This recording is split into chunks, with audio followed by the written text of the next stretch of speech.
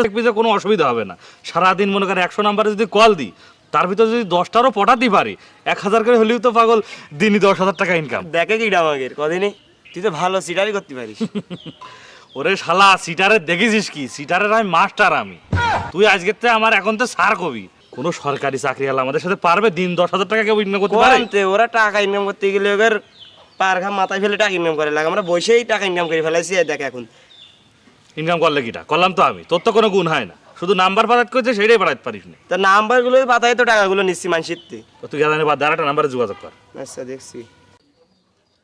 ও sir, এই টাকা তুলে কি করবা নেই? আর বললো না সে কথা, ওই তোমার চাষির শাড়িটা ছিঁড়ে গেছে, আজ কমার ধরে বলতেছে। তা আমি বললাম আমার তো আসলে খাইতে খাওয়ার শক্তি নেই, তোমার যে ভাতারের টাকা ঢুকবে রে ওইটা দিলি আমি তোমার একটা শাড়ি কিনে দেবো না। আর আমার এই লুঙ্গিটাও ফুটো হয়ে গেছে, তোমার ওই এটা একটা লুঙ্গিও কেনবানি। ও স্যার, এ তোমার অ্যাকাউন্টে টাকা নেই? এ টাকা তো একটু আগে তুলে নিয়েছে।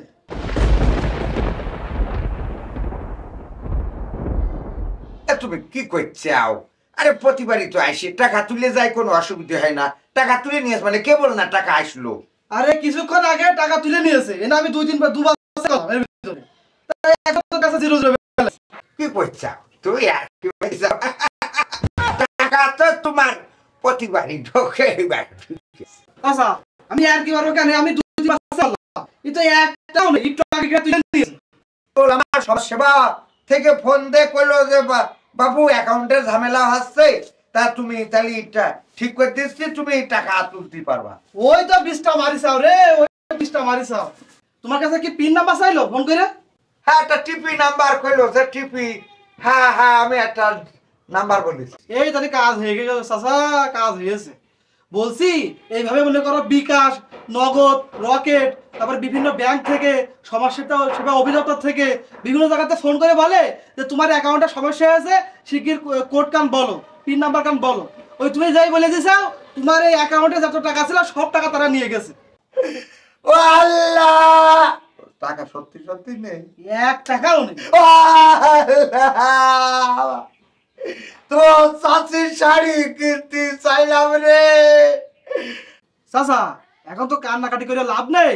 শোনো, এখন যা হয়ে গেছে গেছে, এরপরের থেকে যদি কোনোদিন এরকম হয়, দেখা যাচ্ছে ইসলামী ব্যাংক থেকে বা বিকাশ, নগদ, রকেট ইত্যাদি থেকে যদি ফোন করে বলে যে তোমার ওটিপিটা বলো, পাসওয়ার্ডটা বলো, কোনোদিন বলবা না।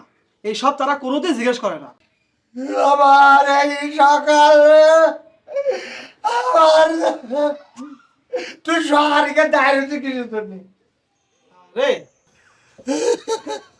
ও চাচা, তাহলে এই ঘটনা সারা দেশে বিভিন্ন প্রতারক চক্ররা এই যে ওত পেতে রয়েছে সাধারণ মানুষের কাছে কিভাবে ঢোকা দিয়ে টাকা পয়সা নেবে।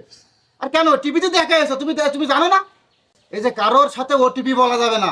ওই যে বিকাশ বলো, রকেট বলো, তারপরে নগদ বলো, কোনো অফিসাররা ফোন দিয়ে কারো কাছে ওটিপি জিজ্ঞেস করে না। এগুলো বলা যাবে না, বললেই তো মনে করো বাস খাতে হবে।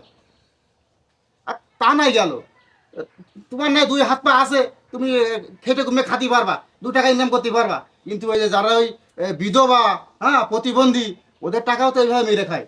তাহলে চিন্তা করো তাদের কতটা চলে। কত মানুষের কত ভাতারের টাকা মেরে খাচ্ছে গো। ভাতার টাকা মেরে খাচ্ছে ওরা, হালসার মাঠে কি জবাব দেবে? হাসরের মাঠ সেইটা আর নয় এমন ভুল হারাতে হবে সব কুল।